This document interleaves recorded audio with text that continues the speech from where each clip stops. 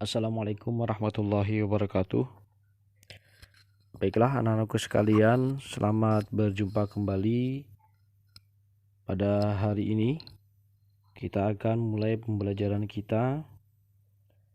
Namun sebelum kita memulai pembelajaran kita pada hari ini, marilah sama-sama kita awali terlebih dahulu dengan mengucapkan kalimat basmalah. Bismillahirrahmanirrahim. Baiklah anak-anakku sekalian, kita sekarang masuk kepada subtema 2.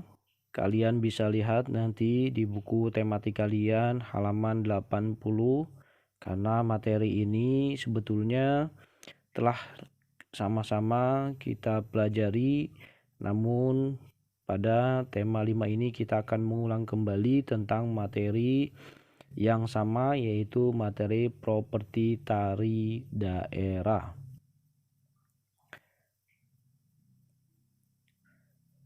Coba dilihat di pembelajaran kedua tentang properti tari daerah. Pada pertemuan sebelumnya kita telah mempelajari materi properti tari dan pola lantai. Mudah-mudahan anak-anakku sekalian masih teringat dengan materi properti tari dalam sebuah tarian, terutama adalah tarian atau tari daerah.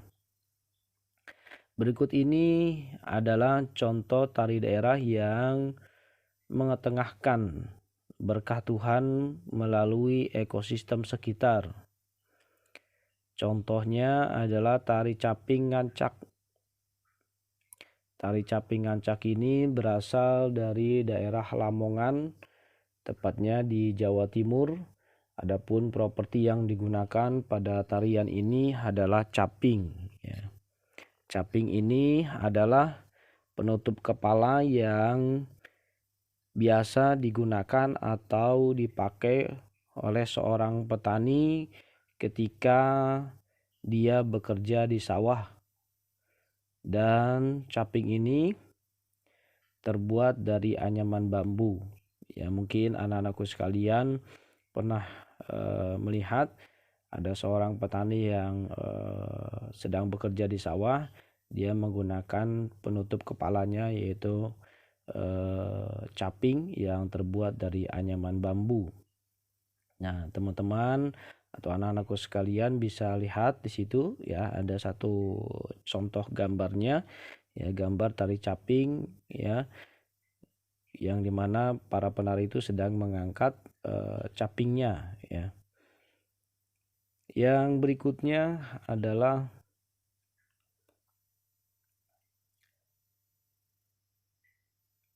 tari alang babega. Tari alang babega ini berasal dari Minangkabau, Sumatera Barat. Tari yang menggambarkan burung elang yang melayang-layang di udara. Burung elang ini mengepekkan sayapnya mencari mangsa, kemudian menukik dan menyambar mangsa. Nah, bisa dilihat di sini ada satu contoh gambar tari alang yang berasal dari Minangkabau atau Sumatera Barat. Yang berikutnya kita akan masuk kepada muatan pelajaran PPKN. Ya. Pembelajaran ketiga yaitu mengenai proklamasi kemerdekaan Indonesia. Pada tanggal 17 Agustus 1945, bangsa Indonesia mengumumkan kemerdekaan melalui peristiwa proklamasi kemerdekaan Indonesia.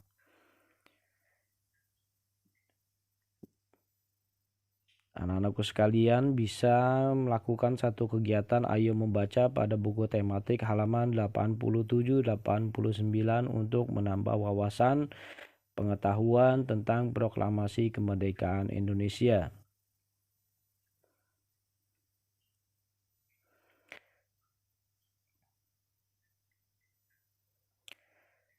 Insinyur Soekarno didampingi Dr. Andes Muhammad Hatta membacakan teks proklamasi. Jadi yang membacakan teks proklamasi itu adalah Insinyur Soekarno, Presiden pertama, didampingi oleh Dr. Andes Muhammad Hatta sebagai Wakil Presiden pertama membacakan proklamasi kemerdekaan pada tanggal 17. Adapun yang mengetik naskah teks proklamasi ini adalah Sayuti Malik. Ya, jadi yang mengetik naskah teks proklamasi yang dibacakan oleh Insinyur Soekarno-Hatta atau oleh Insinyur Soekarno adalah Sayuti Malik. Ya. Setelah pembacaan teks proklamasi kemerdekaan dilanjutkan dengan upacara pengibaran bendera merah putih. Bendera sang saka merah putih dijahit oleh Ibu Fatmawati Soekarno, yaitu istri dari Insinyur Soekarno, Presiden pertama Republik Indonesia. Nah, kemudian Suhud itu mengambil bendera dari atas baki atau nampan yang selanjutnya mengibarkannya dengan bantuan Latif Hendraningrat dengan diiringi lagu Indonesia Raya. Itu adalah proses proklamasi kemerdekaan Republik Indonesia yang pertama ya pada tanggal 17 Agustus 1945. Teman-teman atau anak-anakku sekalian nanti bisa melakukan kegiatan Ayo Membaca pada buku tematik halaman 87-89.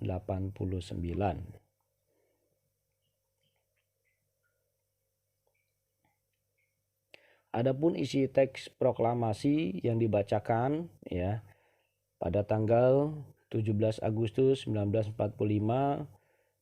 Nah, di sini bisa anak-anakku sekalian nanti dihafalkan ya. Dihafalkan tentang atau isi dari teks proklamasi kemerdekaan Republik Indonesia. Ya. Selanjutnya kita masuk kepada pembelajaran keempat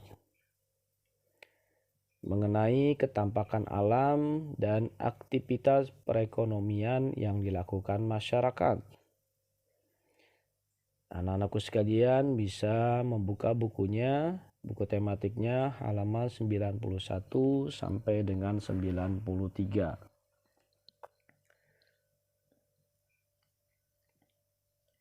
Perhatikan gambar berikut ini. Nah, di sini ada gambar Gunung Sinabung. Ya. Gunung Sinabung merupakan salah satu contoh ketampakan alam ciptaan Tuhan. Ya. Jadi di sini satu contoh adalah gambar Gunung Sinabung. Gunung Sinabung ini adalah merupakan salah satu contoh ketampakan alam. Ya, ketampakan alam yang merupakan adalah ciptaan Tuhan. Yang berikutnya ada gambar persawahan di Bali. Ya. Persawahan di Bali ini adalah salah satu contoh persawahan di Bali ini merupakan salah satu contoh ketampakan alam buatan atau ketampakan buatan. Ya, jadi ada ketampakan alam yang ciptaan Tuhan, ada ketampakan alam buatan atau ketampakan buatan.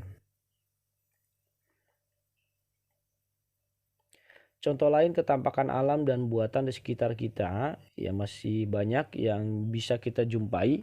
Contohnya adalah ketampakan alam dataran tinggi, pantai, dan danau ya. Contoh ketampakan alam dataran tinggi, pantai, dan danau. Adapun contoh ketampakan alam buatan contohnya waduk, pelabuhan, pemukiman penduduk ya.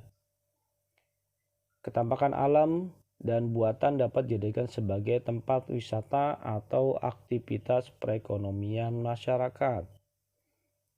Contohnya wisata kebun teh.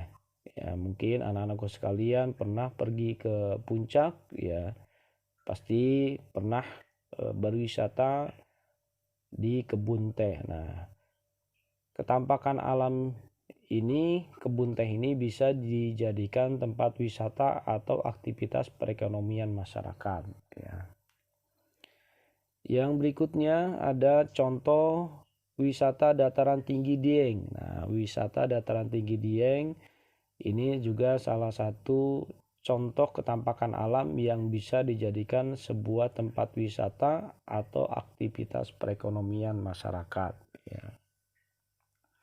Bagi anak-anakku sekalian yang pernah ke wisata kebun teh atau wisata dataran tinggi di Dieng, mungkin bisa merasakan dan bisa mengetahui bagaimana aktivitas perekonomian masyarakat di sekitar itu ya.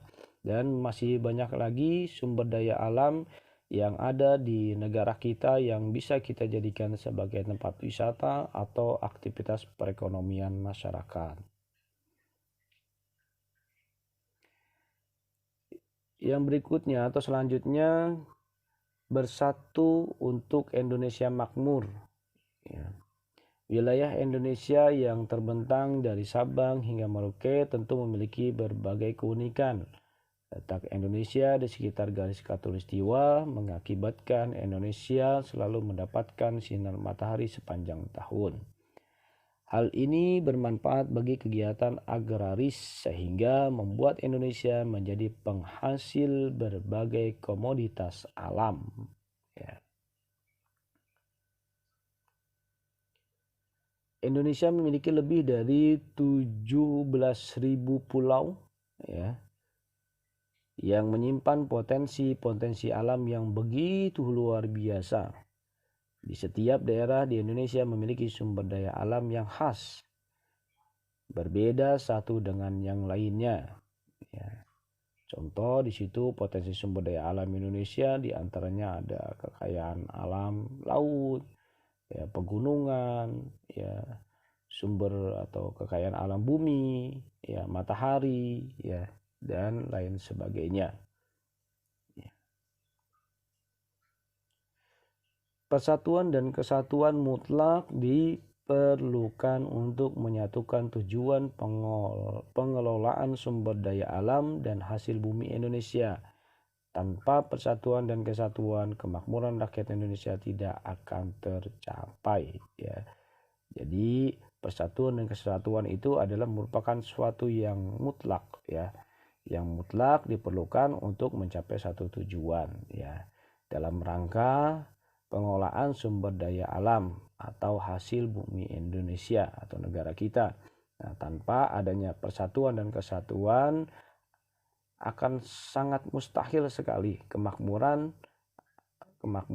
ya di negara kita akan tercapai ya. Manfaat persatuan dan kesatuan dalam mengelola sumber daya alam dan hasil bumi. Yang pertama, pengelolaan sumber daya alam menjadi maksimal. Yang kedua, manfaatnya adalah hasil sumber daya alam tersebar secara merata. Dan yang ketiga, manfaatnya adalah kemakmuran masyarakat meningkat. Ini antara lain dari manfaat persatuan dan kesatuan dalam rangka mengelola sumber daya alam dan hasil bumi. Dan masih banyak manfaat-manfaat persatuan dan kesatuan ya dalam rangka mengelola sumber daya alam dan hasil bumi. Ya. Terima kasih anak-anakku sekalian. Mudah-mudahan apa yang kita pelajari pada hari ini dapat kita pahami selalu giat untuk membaca sebagai menambah wawasan dan pengetahuan kalian. Wabillahi taufiq wal hidayah. Wassalamualaikum warahmatullahi wabarakatuh.